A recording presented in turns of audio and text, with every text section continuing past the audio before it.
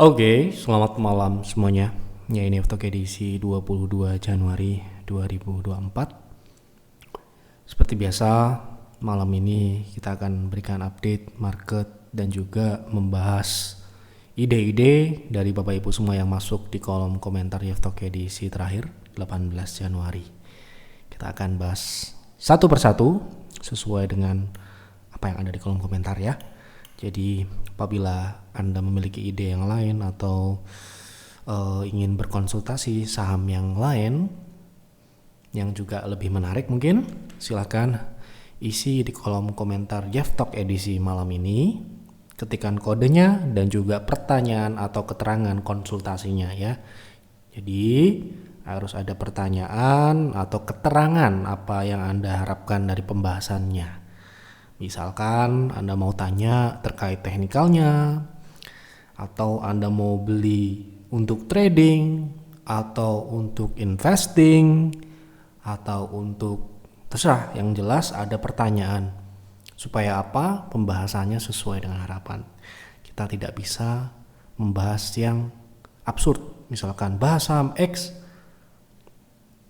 terus ketikan kodenya doang gitu misalkan. BBCA gitu misalkan. Ya kita nggak bisa bahas, kita mau bahas apanya gitu kan, nggak tahu. Makanya ya seperti ini kita tidak bisa misalkan ini ya bahas BMRI. Nah ini nggak bisa kita bahas ya karena tidak ada pertanyaan. Anda mau trading, mau investing, atau hanya bertanya terkait kondisi teknikal jangka pendeknya, ya seperti itu harusnya gitu ya. Nah ini juga tidak bisa kita bahas. Ini juga kita tidak bisa bahas ya, jadi mohon maaf apabila tidak bisa kita bahas kalau misalkan tidak ada pertanyaan atau keterangan yang jelas di Talk ya. Jadi silahkan berkonsultasi selengkap-lengkapnya. Baik, untuk menyingkat waktu kita langsung mulai saja. Sebelum saya mulai, silahkan yang belum subscribe silahkan subscribe, dan yang sudah merasakan manfaat dari Talk dukung kami dengan klik like. Kita mulai dari ISG. Hari ini ISG naik di sesi akhir ya 0,2%, gap up di penutupan ya. Sebenarnya hari ini turun ya, tapi ditarik naik di penutupan ya, masih belum berubah apa-apa, masih di area konsolidasi seperti yang kami jelaskan di sini. Kecenderungan konsolidasi di 7.200 sampai dengan 7.280, tepat di area middle area konsolidasi. Jadi untuk GSG sementara ini masih sama dengan apa yang kami sampaikan di Stockholm edisi 21 Januari yang kami publish kemarin sore ya, mungkin Bapak Ibu sudah baca. Baik, kita langsung masuk ke pembahasan saham yang pertama.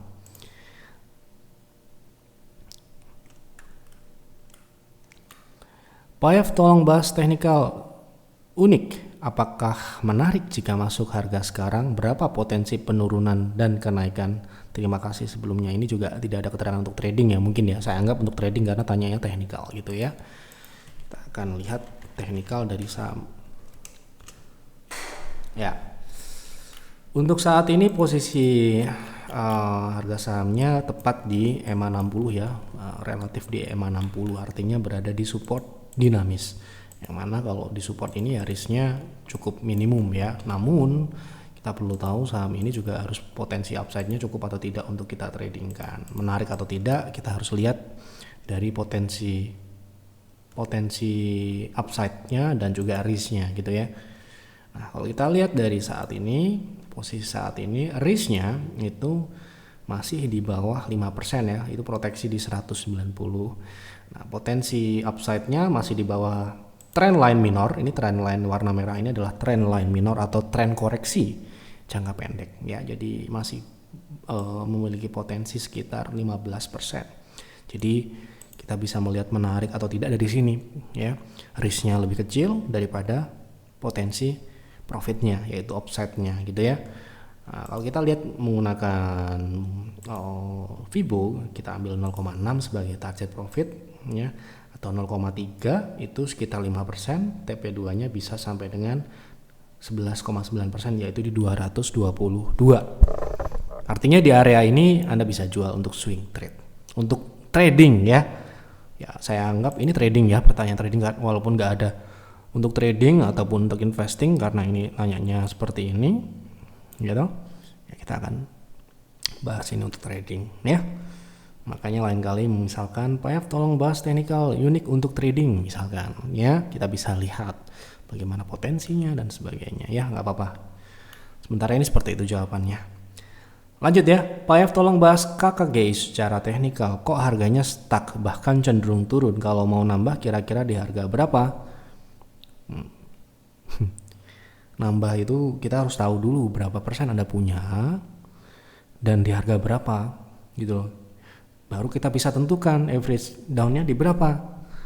Ini penting ya, karena kalau misalkan harga sahamnya itu sudah turun jauh, kemudian modal kita juga sudah maksimal, ya kita susah juga untuk memberikan saran nambah dan sebagainya gitu loh ya. Kita akan bahas hanya teknikalnya saja ya, karena kita tidak bisa memberikan saran tanpa adanya informasi. Seperti itu memang ya, ribet memang kalau berkonsultasi dengan Jeff, tetapi itu demi kebaikan. Kalau kita nggak tahu berapa alokasi yang sudah ada, berapa besar Anda punya, di harga berapa kita punya, ya kita sebagai advisor kita nggak memberikan saran karena kita tidak tahu informasi itu. Oke. Secara teknikal KKGI ini masuk ke wave C, di mana wave C di sini kita sudah jelaskan potensi penurunannya adalah ini ABC ya, ke 200 ya. Jadi kalau Anda punya di atas ini ya siap-siap dibawa ke sini gitu loh. Ini dalam jangka menengah ya tentunya. Ini sekarang harganya masih 370. Ini terakhir kita bahas harga masih di 400-an ya. Sekarang masih konsolidasi di dalam tren turun, yaitu wave C turun. Terdekat kalau konfirmasinya adalah 348 kalau tembus yang bawah sini. Nah, kalau nambah di harga berapa tergantung ya. Tapi kalau Anda bertanya best price-nya di berapa, ya di C, di bottom C-nya ini. Ya, seperti itu. Oke.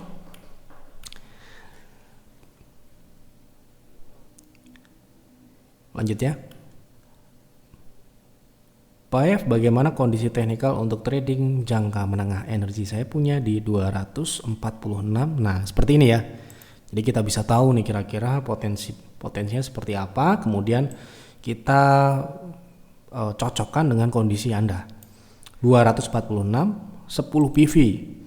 Berarti kalau trading itu kalau di aturan di kami itu maksimal 15 ya.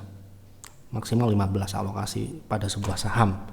Jadi kalau kita punya 10 PV itu berarti kita masih bisa menambah maksimal paling banyak itu adalah 5 PV. Gitu ya. Nah, kita lihat ya apakah jangka menengah. Merujuk pada pertanyaan jangka menengah, itu berarti trading style-nya adalah trend following. Trend following ya pasti kita trading di saham yang sedang uptrend. Dan tidak semua saham uptrend cocok untuk trend following. Ada saham uptrend tapi cocoknya untuk swing karena wave-nya agresif. Agresif itu seperti apa? Ya, dia naiknya signifikan, turun signifikan, tapi di dalam tren naik. Seperti itu ya. Jadi seperti itu memang. Wah, cukup rumit juga ya trading bersama Yev ya. Ya, kita memang seperti itu gitu loh. Nah, kalau kita mengacu pada tren jangka menengah, kita menggunakan weekly. Bagaimanakah tren dari saham? Ini belum masuk ke ini ya, mencocokkan kondisi yang tadi ya. Kalau kita melihat dari tren dari energi sendiri sebenarnya masih uptrend dalam jangka menengah. Bagaimana kita tahu tren jangka menengah masih uptrend? Kita bisa menarik trend line. Ya, seperti ini. Nah, oke. Di 246 tadi punyanya ya. Di sini relatif tidak terlalu jauh sih. Berapa persen ya? Ya, sebentar. 242 itu 8% ya. Ya, 8% itu ya buat di private trading room nggak boleh loss gitu itu ya. Ya toh ya. Anda bisa cek kinerja kami, nggak ada loss lebih dari 5%. Jadi kalau sebelum 5% ya pasti ada dieksekusi gitu kan. Pertama, posisinya sudah 10 PV ya. Sudah floating 8,9%. Jadi menurut saya tidak terlalu positif posisinya. Artinya ya seharusnya ini diperbaiki ya. itu dalam posisi yang seperti ini. Dan kebetulan ya memang energi ini saham uptrend sekarang ini dalam jangka menengah panjang, tapi masalahnya adalah saham ini tidak menurut saya profilnya adalah tidak cocok untuk trend following. Ya, tidak cocok. Kenapa begitu ya? Anda bisa lihat dong, wave-nya ini sangat agresif. Oke.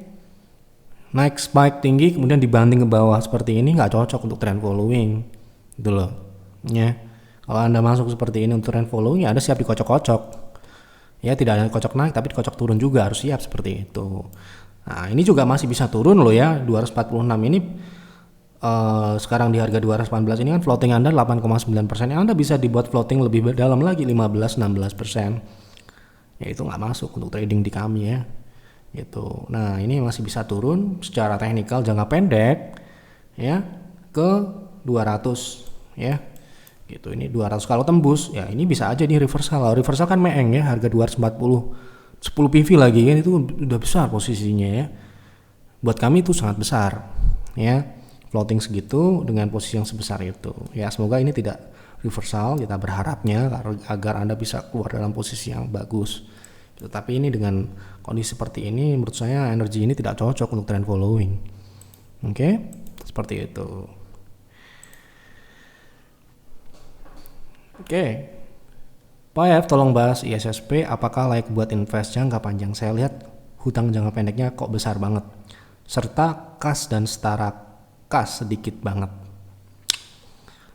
Kelayakan investasi kita akan lihat dari pertumbuhan terlebih dahulu ya, seperti biasa. Ya, utang itu kita bisa lihat utang itu produktif atau tidak ya. Kalau utangnya besar tapi dia bisa memenuhi kewajiban ya nggak apa-apa. Tapi kalau nggak bisa memenuhi kewajiban itu yang berbahaya. Secara pertumbuhan, kita masuk ke pertumbuhan. Secara pertumbuhan sebenarnya ini cukup bagus di atas ya. Tetapi sayangnya memang di bawah ini dia agak turun ya. Bahkan di turunnya ini cukup signifikan, dari laba operasionalnya udah turun 32% di tahun kemarin. 2022. Kemudian di 2023 ini kemungkinan ini ada pertumbuhan sedikit ya. Di kuartal 2 dan kuartal 3 ini tumbuh cukup bagus ya, cukup signifikan dari atas sampai bawah. Jadi artinya pertumbuhannya ini sedikit turun di 2022, 2023 dia cukup bagus pertumbuhannya, meskipun kemungkinan tidak akan sebaik di 2021 ketika itu dia punya bottom line itu sekitar 486 miliar ya. Jadi kemungkinan 2023 masih di bawah itu. Nah, kita masuk dari pertumbuhannya ini sebenarnya ini oke ya, nggak jelek ya, karena dia sedang ya bisa dikatakan masih tumbuh meskipun memang sedikit terjadi koreksi ya. Nah, kalau kita lihat dari margin gitu ya, marginnya ini masih memenuhi syarat ya. Kalau kita lihat di atas masih di atas 5% di kinerja terakhir. Di 2022 dia di bawah 5%, tetapi tipis-tipis saja ya, masih memenuhi syarat lah gitu. Karena dia secara operasional pun sebenarnya ya memang relatif tipis ya. Ketika kita mendapatkan opsi yang lain ya kita akan mencari yang lain ya. Tetapi kalau misalkan kita tidak ada pilihan yang lain di sektor yang sama, di industri yang sama ya, kita akan memilih ISSP, Spindo ini untuk invest. Nah, terkait dari utang jangka pendek, saya melihat masih dalam tahapan yang wajar. Di sini kita lihat DER-nya masih di bawah 1 kali. Ya, masih dalam kategori ya saya sementara ini loh ya. Sementara ini masih oke-oke aja. Artinya dia masih bisa membayar kewajibannya ya gitu. Jadi kita nggak lihat dari pertumbuhannya jelek dan juga kita baik-baik aja, pertumbuhannya masih oke. Profit marginnya memang memenuhi syarat di atas 5%, tetapi memang relatif tipis gitu ya. Nggak tahu apakah industri memang segitu. Anda bisa cross check komparasi dengan yang setipe sejenis. Kalau ini memang yang terbaik, monggo gas ya. Tapi masalah utang saya rasa data yang ada di TradingView ini menunjukkan dia bisa masih memenuhi kewajibannya dalam jangka pendek ataupun jangka panjang. Ya, seperti itu kira-kira. Jadi Anda bisa compare dulu ya dengan yang lain. Untuk teknikalnya, saya rasa teknikalnya jangka panjangnya ini pertumbuhannya fundamentalnya ini memang masih akan berlanjut ya. Teknikalnya ini bisa, dia secara historis dia pernah di atas 500 ya, paling tidak dia bisa ke sana kalau kinerjanya, bottom line-nya bisa sejajar dengan tahun-tahun peak performance-nya ya. Oke. Tolong dibahas BTN untuk swing ada di posisi 1350. Oh, sudah punya di 1350 ya. Kita lihat BTN untuk swing sudah punya di 1350. Oke.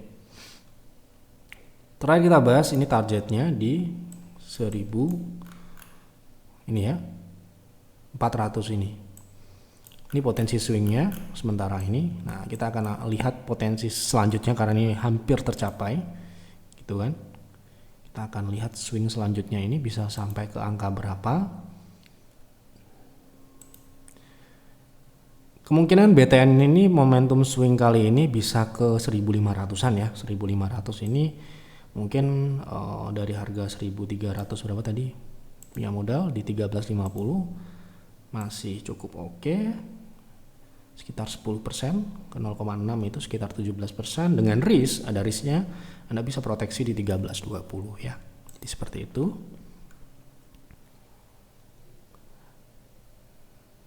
Lanjut ya. PAYF Brand masih on track ke 3000-an. Apakah sekarang ini hanya pullback? Kira-kira target pullback sebelum turun di berapa? Oke, kita sudah bahas kemarin Brand.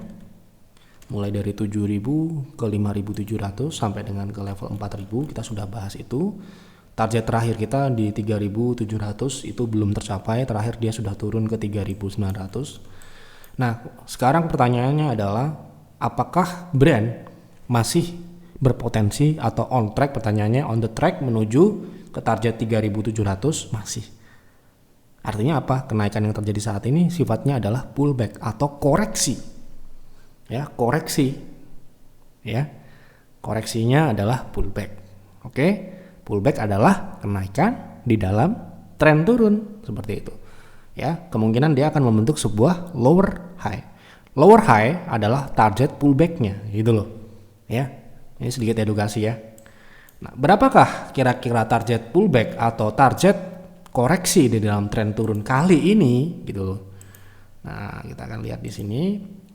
Terakhir dia sudah mencapai target pullback-nya di 5.700 yang merupakan target turun yang kami pasang di kalau Anda mengikuti kami di Telegram, Anda bisa cari ya. Di sini di Telegram ya, kemudian ketikkan target price. Ya. Crash target price, dolar ya, Brand. Nah,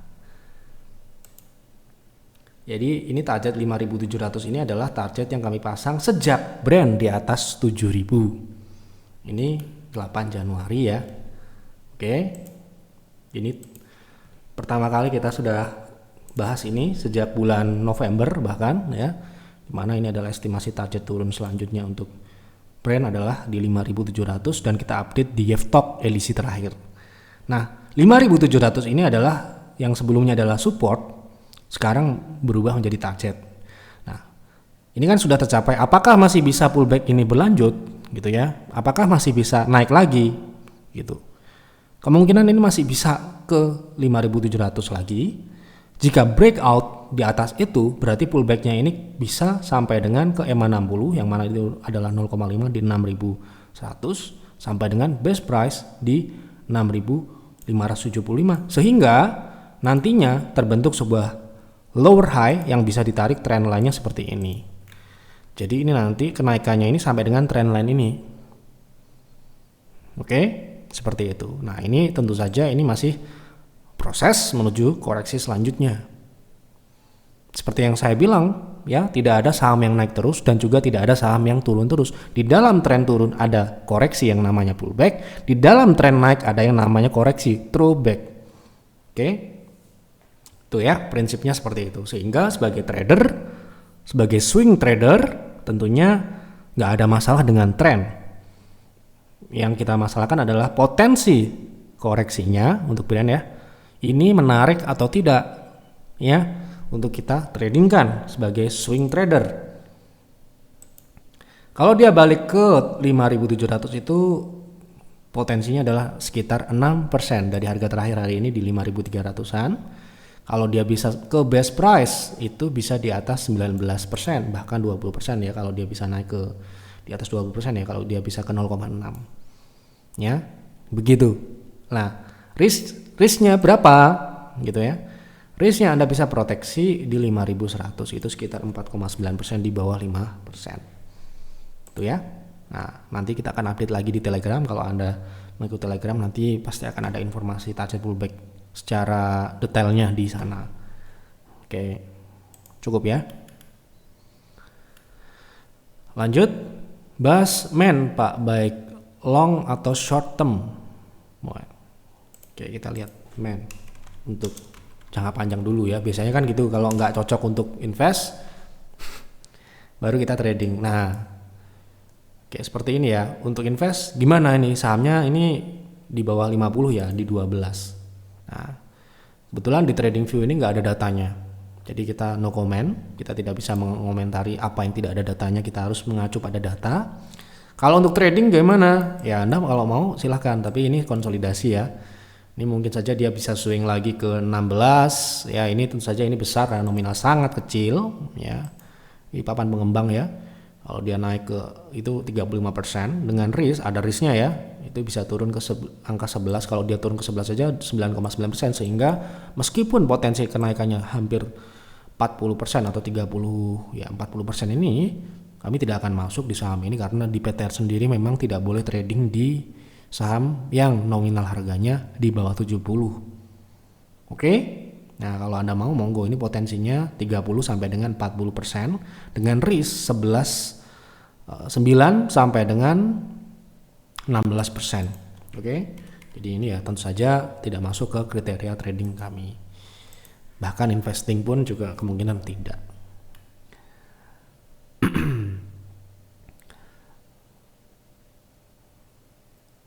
Pak, info CGAS ini saham baru ya. Apakah ARB terpantau stuck di 700 diam di tempat?